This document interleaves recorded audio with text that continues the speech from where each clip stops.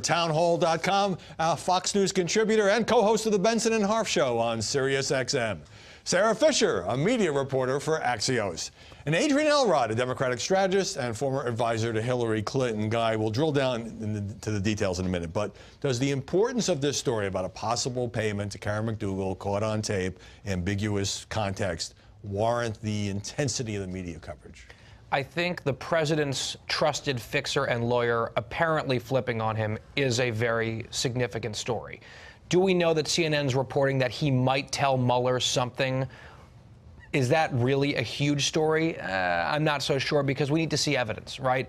If it's just Michael Cohen making a claim about something that he thinks that Mueller or someone else might want to hear, now that he's in the crosshairs and he has his own skin to save, I think that's the question we need to be asking. And people might say, well, this is a statement against interest, right? Cohen's always been loyal to Trump, so for him to say this about Trump is really, really important. But I think that misses the point that Cohen's interests have changed very dramatically recently. To put it mildly. Sarah, the media just love this particular story because it's sex, lies, and audio tape. And I think that's part of what's driving all the coverage. I mean, it's absolutely what's driving the coverage. I mean, the concept of betrayal is always something that's going to grip viewers. But there's also another underlying theme here, which is, could there be more to come? Every time something new comes out from a tape, the media can latch onto a story that this isn't yet over. Adrian, Rudy Giuliani now says that his experts have looked at this and they believe Cohen or somebody played with the tape and it's a tape of a tape. Lanny Davis, Cohen's lawyer, came back and said Rudy's confused, and he also waived his own attorney-client privilege by speaking inaccurately of the tape. My question is, look, I think we probably could all agree that most people don't care what Donald Trump did with Karen McDougal in 2006. But his campaign denied to the Wall Street Journal in the closing days of the campaign that the candidate knew anything about this. Right. So is that the media issue?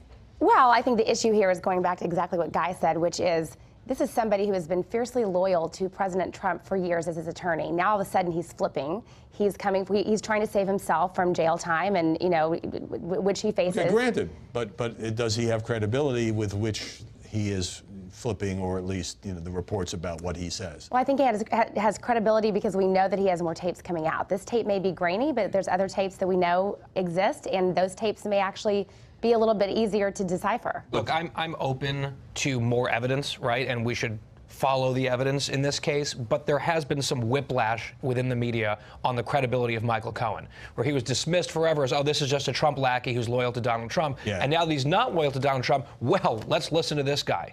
Well, it's fair to criticize him for taping his client, and that doesn't look good for him. He is obviously positioning himself to cooperate with Robert Mueller. But you have Rudy Giuliani 3 months ago. The guy's an honest lawyer. He's a good man now. He says he's learned what a liar he is. Let me ask you. So Lanny Davis is drawing a lot of media fire. Now, this guy is a Clinton White House veteran. I remember talking to him about a different presidential sex scandal when he was defending the president.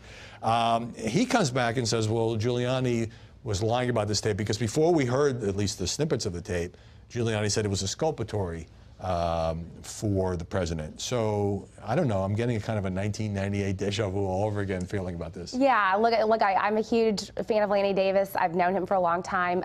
He is a great attorney, but he's also a very good, spin meister, if you will. He's very good at using the media to his advantage and his client's advantage. Exactly, right. Exactly. So it's sort of a twofold But the notion thing. that he's doing this as payback because Hillary, his friend, lost the election, I mean, he's a lawyer hired to represent a client. Right. And look, there are not very many people, and you know this, Howard, there are not very many people in this business who have the legal background and the PR background to combine the two. So you get to really, when you get to a very small field of people, and Lanny, of course, is going to be somebody that Michael Cohen is going to look at hiring. It's called crisis management. Exactly. So the Inquirer, for people who don't know, is a tabloid run by, the company is run by a close pal of the president's, David Pecker.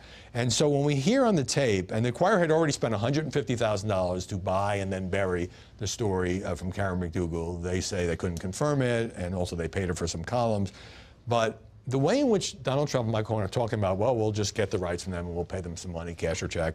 Does that raise questions about the Inquirer's role, and is it even, the relationship even cozier than we might have thought? I mean, absolutely. This practice, known as catch and kill in the tabloid world, it's not something you would typically see from a vetted media outlet, where you pay rights to get a story and then you don't publish it just so that the story goes away. I mean, the Wall Street Journal reported that the DOJ is looking into how close the National Enquirer's relationship was with the Trump campaign. Was it an extension of the Trump campaign, or is it a media outlet? And why are we even asking that question? Because protections for media outlets are very strong in this country, First Amendment protections. But if this company is doing something that warrants going above and beyond what a media company is and working more closely with the president, well, that could change its rights. Yeah, this is like a movie that has everything.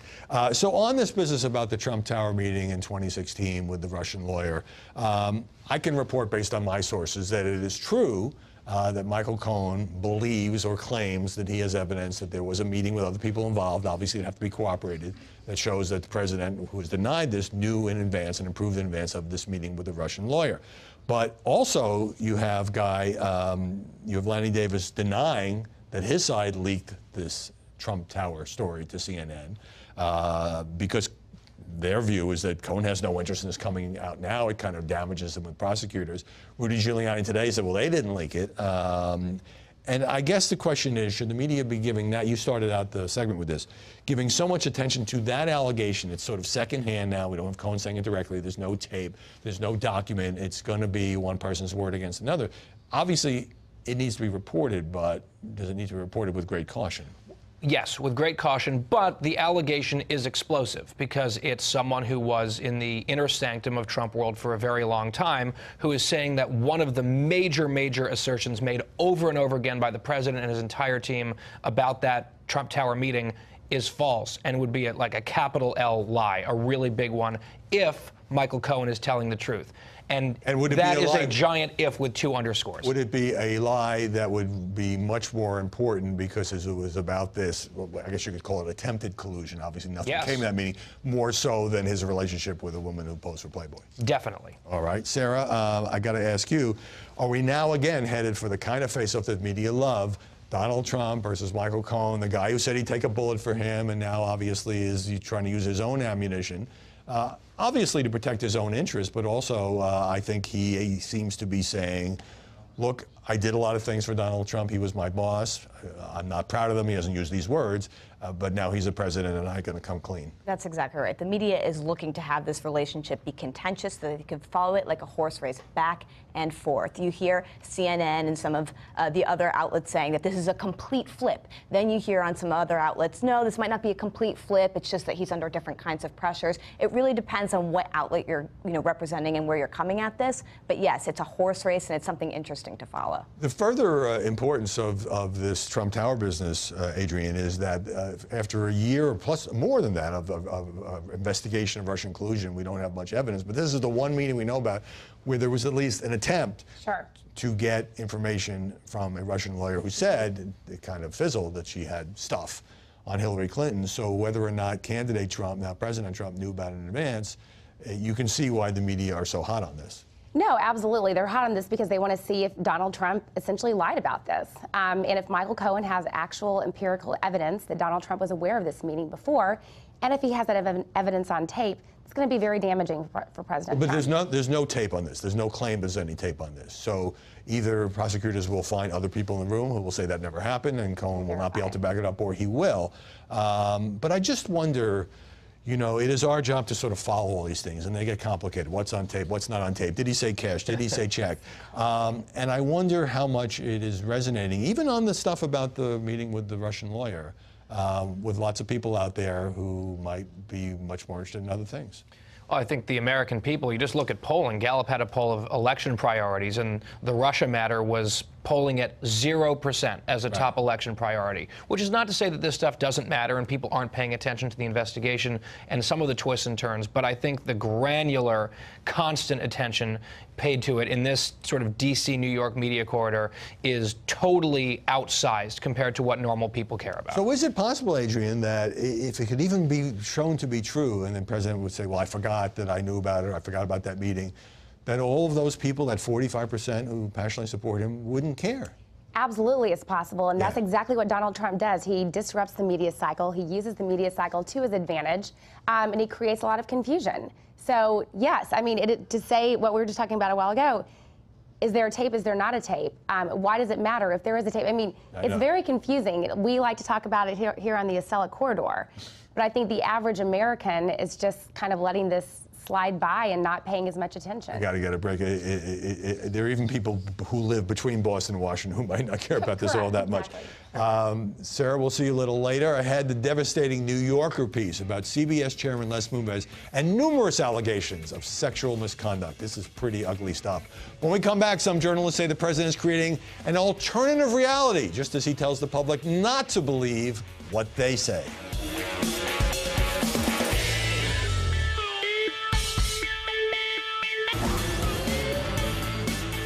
There's a new accusation being made by the New York Times and some other news outlets that President Trump is trying to sell his supporters on an alternative reality.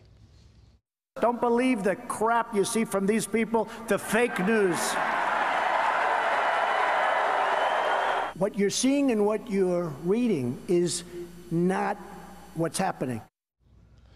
So, Guy, the New York Times headline on that story is Trump rages against reality. Don't believe the crap. And the story says he's increasingly living in a world of selected information and bending the truth to his own narrative. Now, is that fair? Because that's almost exactly what the president and his supporters would say about the media's portrayal of him. Right. And it also sounds a lot like a politician who wants the media narrative that he or she supports and looks good for them. You might say that Trump is unusually aggressive in his public posturing on this, but I think it's not unprecedented by any stretch for an administration to cherry pick the type of coverage that they want to tout and then dismiss or downplay others. And I do think that there is, Trump goes overboard frequently, I think, sometimes on this stuff. Enemy of the American people, I think, is way too far. But it is true that a huge percentage of the mainstream media is actively rooting against him. They want him to fail. They want to bring him down. And they want to create lose-lose paradigms for him where no matter what he does, they're going to pile on. Adrian. Yeah, this is where I'm going to actually disagree with Guy on this. I mean, look, Donald Trump believes if any media coverage of him is negative, it is fake news. That is how he frames it. That's what he tells his supporters. They rally against. He says fake. We think inaccurate. But you say it's just well, or we think that unflattering. he did something that was worthy of the press coverage that he received, right? Like, just because he does something that causes stories to be negatively written about him, usually he's the one who's causing, who's actually doing these actions. But here's the thing. When the press says Trump's creating a false reality, and he does sometimes exaggerate or get things wrong, there's an automatic assumption that the media narrative is 100% accurate. So Don Lemon on CNN the other night, the headline began the show with Donald Trump's presidency is defined by lies. Could you point to particular things that are not true? Yeah, but what about, in other words, we can't make the automatic assumption that everything the media say are true about this. Right, and look, I think to a larger extent, this was sort of something that was amalgamating to the point that we are today in America, where you have so many sensational outlets on the left and the right, media coverage, and people don't necessarily know where to go to actually get the truth. Not necessarily sensational, but certainly increasingly partisan. And by the way, in this story, the lead anecdote was based on an email. Donald Trump was upset because all the TVs on Air Force One are supposed to be tuned to Fox News, and Melania's set was on CNN, and it actually prompted Melania's spokeswoman to say, and kind of dismissing the question as silly, the First Lady can watch any channel she wants. That was, I think, the hook of the story. They wanted to show that there was some tension between the first couple. And it's an interesting anecdote. We, of course, appreciate the president's viewership here. I'm sure Mrs. Trump is happy to use a remote control as she sees fit. It's just another couple fighting over the remote. Yeah, exactly, except on our Air Force One. Yeah. I do think that what we're seeing is an unreliable narrator problem. Trump absolutely has his trouble with the truth, and I do not deny that. The media also has a credibility problem, and they don't always see it. An interesting footnote, because the president's always talking about the failing New York Times. He tweeted this morning that he had a good meeting with A.G. Sulzberger, the publisher of the New York Times. Adrian Elrod, Guy Benson, great to see you this Sunday. Ahead, Facebook stock in a major crash as the company struggles with the fallout from those massive breaches of privacy. But up next, a look at the media outrage as the White House disinvites a CNN reporter from a public event after she shouted questions at the president.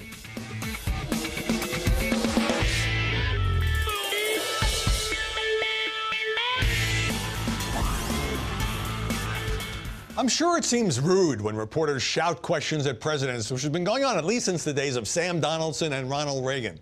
Well, the White House pushed back hard the other day when CNN correspondent Caitlin Collins, among others, was yelling questions at President Trump after a photo op with the head of the European Commission. Did Michael Cohen betray you, Mr. President? Thank you, everybody. Mr. President. Keep moving, guys. Let's go. Did Michael Cohen betray you? Come on, y'all. Start moving, everybody. Leaning towards tariffs on cars, sir? Thank you, everybody. Mr. President, are you worried about what Michael Cohen is going to say to prosecutors? Thank you, Caitlin. Let's keep going. Are you worried about what is on the other tapes, Mr. President? Thank y'all. Let's keep going. Thank you, everybody. Why has Vladimir Putin not accepted your invitation? Keep going. Thanks, everybody. Collins says Press Secretary Sarah Sanders and Deputy Chief of Staff Bill Shine, a former co-president of Fox News, later barred her from an event open to the press and told her this. That I would not be invited to an open press event here in the Rose Garden moments later at the White House because they thought the questions that I posed to President Trump were inappropriate for that venue. Shine challenged that version of events with reporters. Did you ask her if we ever use the word man? I've seen it on lower thirds. What word would you use, Bill? What word would you use? When you ask her if we ever use the word man, then I will answer that question. I'm told the White House official said to Collins that this was a one-time disciplinary action and CNN could send someone else, and that she's free to shout questions in other venues, but they said it was disrespectful to do it in the Oval Office in front of another world leader. CNN called the move retaliatory and an affront to a free press, saying in a statement, just because the White House is uncomfortable with a question regarding the news of the day doesn't mean the question isn't relevant and shouldn't be asked. Fox News President Jay Wallace said this network stands in strong solidarity with CNN for full access for our journalists. As a member of the White House press pool, Fox stands firmly with CNN on this issue of access. The bottom line is this is almost unprecedented. It is inexcusable for the White House to make this move. It is not going to be tolerated by members of the White House press corps. I will tell you that. It was completely uncalled for and a really sad moment, I think, not only for journalism, but for the country. It's not clear why Caitlin Collins was singled out. The Washington Post reports that Trump has pushed to punish other reporters for impertinent or shouted questions, but that aides have talked him out of it, at least until now. The reason reporters routinely yell questions at the president at these events, more so than in previous administrations, is that Trump often answers them, even as his press wranglers try to shoo reporters out of the room. Ahead on MediaBuzz, Twitter is found to have engaged in shadow banning prominent conservatives. And the president wants an investigation. But first, a move to impeach Rod Rosenstein draws plenty of media attention as Robert Mueller investigates Donald Trump's Twitter account.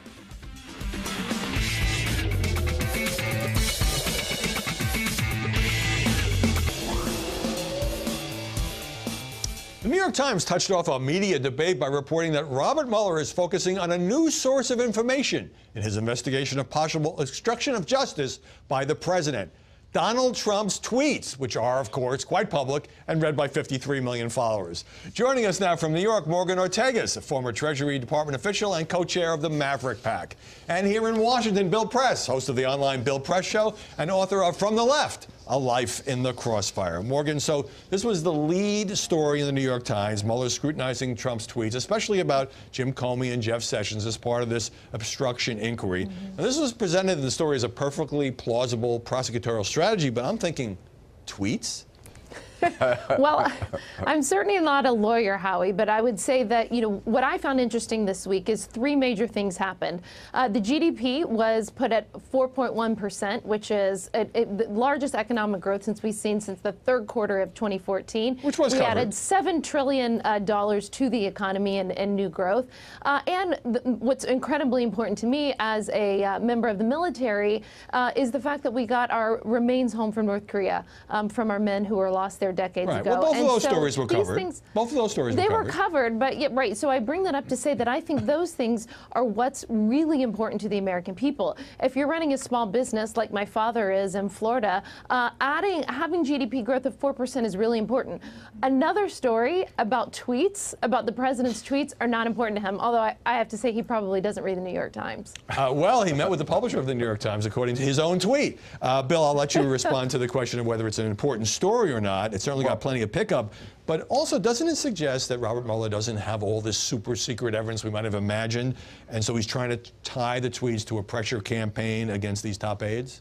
Well, first of all, I've got to say, sure. If I were in the White House, I'd want them to be talking about the economy and bringing the remains home from North Korea and all of that. The problem is that Donald Trump keeps tweeting, and then he goes on to other subjects. He attacks Robert Mueller and he attacks Michael Cohen, and so he steps on his own story. I think that's part of the problem here, Howie. In fairness, the Times does quote Rudy Giuliani as saying, if you're going to obstruct justice, you do it quietly and secretly, not with these public blasts. I would say traditionally you would. I read that. But Donald Trump doesn't do anything the way everybody else had already done it.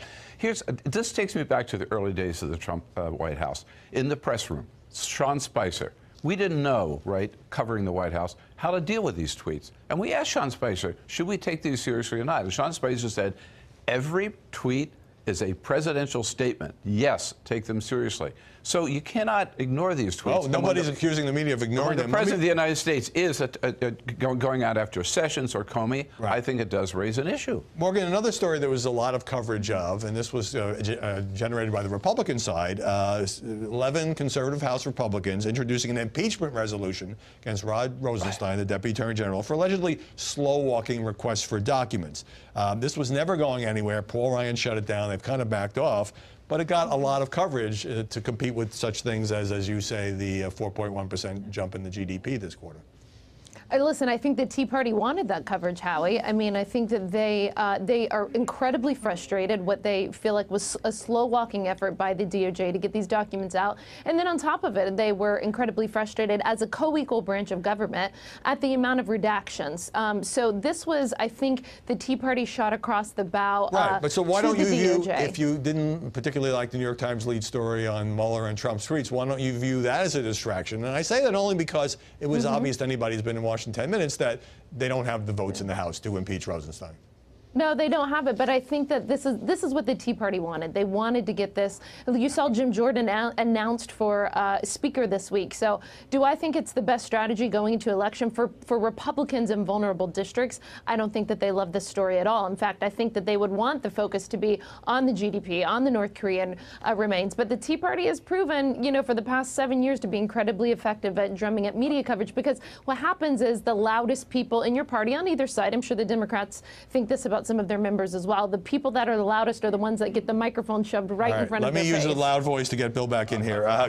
Critics say this is really because they don't like the way Rosenstein has overseen the Mueller investigation, but given that it was never going anywhere, should it have been covered as a kind of a PR stunt? You know why I think? But first of all, that's what it was. Yeah. To borrow a phrase. And I'm not against PR stunts. No, to borrow a phrase, it was media buzz. I mean, they wanted to make some media buzz before they left for the break, and they wanted to help, Morgan's right, they wanted to help Jim Jordan and his impossible quest for Speaker. Look, there ain't going to be any impeachment, and there ain't going to be any Jim Jordan as Speaker. I think it got some publicity because it was so dumb. It was so reckless. It's never going to get a vote. Paul Ryan is not going to bring this up for a vote in the House. So it was strictly, I don't know, not even a Hail Mary pass. It was a stunt. Well, it worked then because it got a lot of coverage. And, you know, impeachment aside, if the president wants to get rid of Rod Rosenstein, he can fire him tomorrow, except obviously there'd be a huge political backlash. Bill Press, Morgan Ortegas, thanks very much. Great discussion, guys. Thanks. Coming up, CBS chairman Les Moonves was already enmeshed in a corporate struggle to save his company. Now he's facing devastating allegations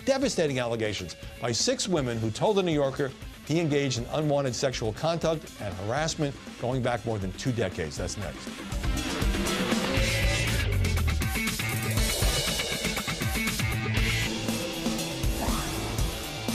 Ronan Farrow, the Pulitzer Prize-winning reporter, has published a highly detailed account in The New Yorker of sexual misconduct allegations by 6 women against CBS chairman Les Moonves. Actress Ileana Douglas says that during a 1997 business meeting, Moonves pinned her down so she couldn't breathe, violently kissed her and tried to grope her, and then after she fought him off, was cold to her and had her fired from a sitcom called Queens, which she'd already been cast. Moonves says he immensely regrets some mistakes in making some women uncomfortable decades ago, but denied trying to harm anyone's career. And we're back with Sarah Fisher of Axio. So this account by Ileana Douglas by itself is revolting. And it underscores that based on Ronan Farrow's reporting, Moonves has a problem, and CBS, which fired Charlie Rose for other allegations a few months back, also has a problem. It underscores a huge problem at CBS. Look, if this type of behavior is coming from the chairman of the company, it could be seen as a reflection of the general and overall culture at CBS. And Ronan Farrow's piece didn't just highlight, by the way, some of the things happening with Les Moonves, but also other executives. Jeff Fager at CBS, its flagship news show. So there's a lot of things that we have to look at whether or not this culture needs to be revisited. Jeff Fager, who runs 60 Minutes, denied this, and it was mostly about whether he tolerated what other people were doing. And he's a former president of CBS News. So just to let people who haven't read this lengthy piece, there's a writer, Janet Jones, says that after Moonves sexually accosted her and locked the door in 1985, he later threatened her, "I'm warning you, I will ruin your career. You'll never get a writing job. No one will hire you." And then she threw up. And there's another woman who said, and this is 2006, that Moonves put his hand up her skirt, touched her underwear. These are Harvey Weinstein type allegations. They're terrible allegations, and something that you just were describing there is not just sexual harassment, but it could be physical harassment as well, which is a whole nother level of danger to people working at that company. One other thing there too is that these people feel as though their careers were destroyed or really impacted by some of these victimizing instances, and that's a whole nother level of problems that CBS is going to have to address too. Right, and obviously many of these women, and many of them years ago, felt they couldn't come forward. Now, so CBS confirms that in the case of Ileana Douglas, the actress, that Moonves kissed her, but denies a lot of the other stuff. Now, look, there have been high-level firings at other companies, NBC with Matt Lauer, NPR, of these kinds of issues, but not since the late Roger Ailes was forced out of Fox News over a series of sexual harassment allegations has the head of a company, a major corporate mogul who's been running that place for a long time, who's married to CBS star Julie Chen, who's supporting him, faced these kinds of accusations. Not in the media. And the crazy thing here is that in many other instances in other different industries or lower levels down in the media, once these allegations come out, there's an immediate suspension. There's an immediate action that's being taken. CBS's board immediately said that they were going to be investigating this, but Les Moonves is still the chairman. He's still the chief executive at this company, and we'll see what happens, but we have no indication right now that anything will. Well, I credit CBS for immediately saying there'll be an investigation. I credit CBS News for reporting on this, but can you immediately suspend the head of the company based on what are allegations in a respected magazine? It's debated, but he did admit to some unwarranted advances and to some, looking at this allegations between 1980s to 2000s and admitting to some of that. To me, that says that there's an ongoing problem. Right, and a cultural problem perhaps as well. So as you know, Moonves is already involved in a big legal and corporate battle with Sumner Redstone's daughter, Shari Redstone, who's sort of the controlling stockholders, wants to combine it with Viacom, the former parent company. Could the surfacing of these sexual misconduct allegations be related to that battle? Shari Redstone put out a statement saying that's a malicious insinuation, but doesn't mean that people around her aren't leaking. Doesn't mean that people around her aren't leaking. That's right. Look, there is a very ugly battle happening with Shari Redstone and Les Moonves right now. Some say that maybe she was involved in this so that she could try to take advantage of the situation and ensure that she could dictate the future of CBS. But there's no proof right now that Shari Redstone had anything to do with this. Right. But whatever the motivation to come up against this, all of these women, many of them on the record, you'd have to say that there were questions about Les Moonves holding on to his job. Oh, absolutely, especially because they're investigating him. Right. All right, more to come on this. Sarah Fisher, thanks so much for your reporting on this. After the break, Mark Zuckerberg loses billions as Facebook stock slide makes Wall Street history. Charlie Gasparino is on deck.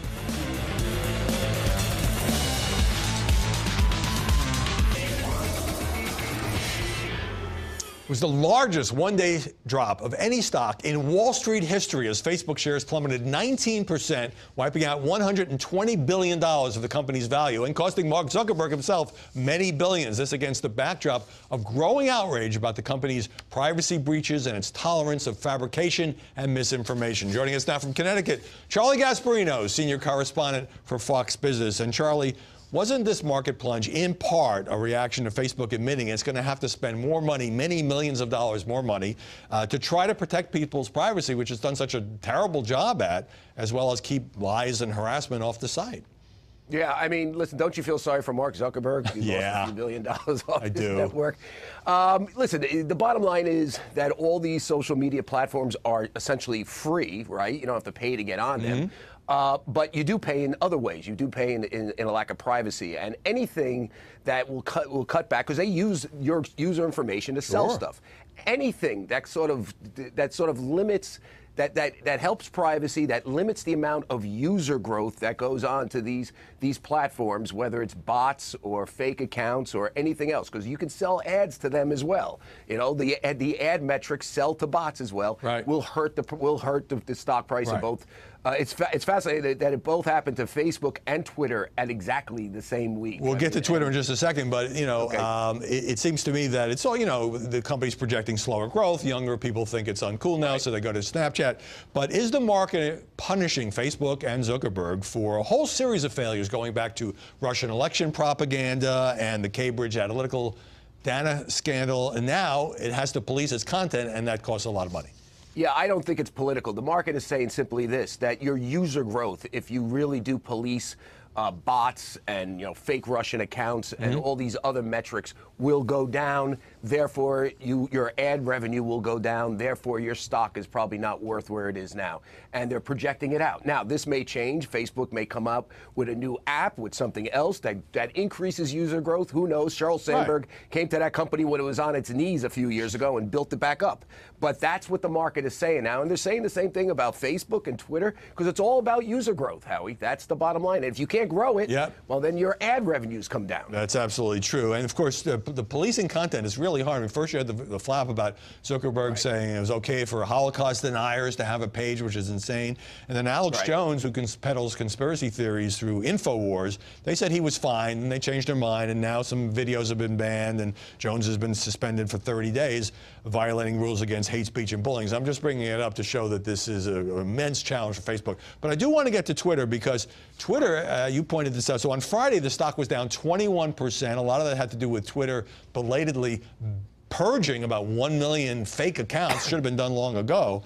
Also, we have this controversy with Vice reporting that Twitter was shadow banning the RNC chairwoman, top GOP lawmakers, Don Trump Jr.'s spokesman, and that means they reduced their visibility by making it harder to search for. Didn't happen to the DNC chairman, didn't happen to Democrats. President Trump said, we're going to look into this discriminatory and legal practices at once, many complaints. Twitter says it's unintentional and fixed it. What's your take? I could tell you, I've spoke with Twitter senior management about this notion that Twitter and all social media is anti-conservative. They are extremely sensitive to this. Now, that doesn't mean that they don't have human beings who create these algorithms that create, that could shadow ban certain conservatives, that they're not biased. But I can tell you, the company itself has told me they are taking extreme measures to be equal, both for conservatives as well as liberals. We had interesting conversations about President Trump, and his use of Twitter.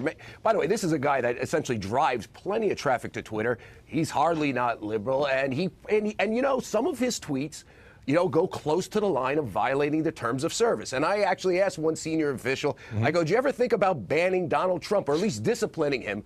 The one time they said they actually seriously considered that was in the Megyn Kelly flap, with that tweet that then candidate Trump sent out about Megyn Kelly following what she asked him during the debate. But they're basically saying, listen, we're not taking we're not going after Trump because we believe that he's a vital voice. He's the president. He uses Twitter. So they say that they're trying to be equal here. Now it's an imperfect equal. We know that. Sure. And by the way, they did fix that shadow banning problem. Right. No, I did mention that. And look, I take the company at its word. We have about 20 seconds here. Facebook also has been accused. I mean, look, Silicon Valley is a left-leaning place, of being biased against conservatives. I think they're both trying, but it can't be a coincidence that when there is bias or search problems, it happens to discriminate against people on the right. Mostly. That's kind of weird, right? Well, I mean, think about it. Who creates the algorithms that allows the discrimination? Well, it's some Silicon Valley left-wing kid, probably, right? I think that might sum it up. All right, we got to go. Charlie Gasparino, great to see you. Thanks very much for your reporting on both of these tech giants, which are just having a hard time this year. Still to come, the president denounces an FCC decision that went against Sinclair TV, and Roseanne says she's sorry again.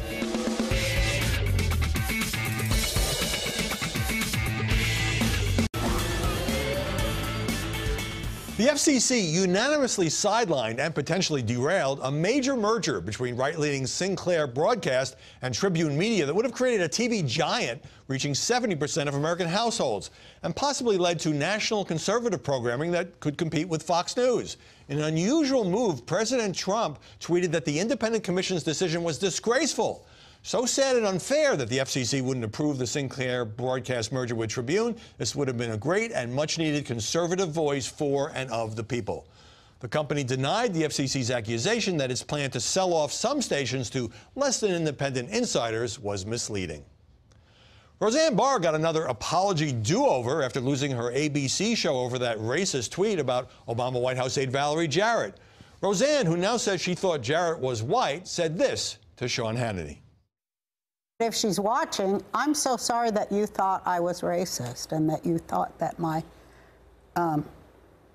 tweet was racist, because it wasn't. It was political. And I'm sorry for the misunderstanding that caused my ill-worded tweet.